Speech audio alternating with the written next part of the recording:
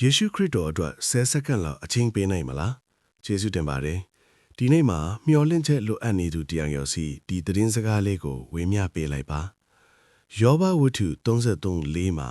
ဖျားသခင်၏ဝိညာဉ်တော်သည်ငါ့ကိုဖန်ဆင်းတော်မူပြီးအနန္တတကုရှိ၏ထွက်သက်ဝင်သက်သည်ငါအားအသက်ကိုပေးတော်မူပြီးလို့ဖော်ပြထားပါတယ်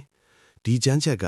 ကျွန်ုပ်တို့ရဲ့အတွေ့မှာဖျားသခင်ကိုယ်တိုင်ပေးသနာထားတဲ့မျက်နှူးဖို့ရအသက်ဆွမ်းအားရှိနေကြောင်းတတိပေးနေပါတယ်။သင်ရှူလိုက်တဲ့အသက်ရှူတန်တိုင်းဟာအနန္တတကုရှင်စီကရရှိတဲ့လက်ဆောင်တစ်ခုဖြစ်ပြီးသင်ဟာဖျားသခင်ရဲ့ပွန်တရန်တော်အတိုင်းဖန်ဆင်းခံရသူဖြစ်ကြောင်းနဲ့ကိုယ်တော်ရဲ့တကူတော်နဲ့သင်ကိုစောင့်ရှောက်ထားကြောင်းသက်သေပြနေတာပါ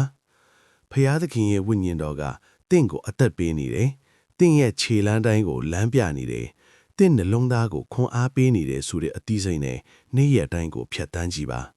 ဒီနေ့မှာဖျားသခင်ကသင်ကိုကိုယ်တော်ရဲ့ဝိညာဉ်တော်နဲ့အတူအသက်ရှင်ဖို့နဲ့မိနစ်တိုင်းမှာရည်ရွယ်ချက်အသစ်တွေကိုရှာဖွေဖို့ဖိတ်ခေါ်နေပါတယ်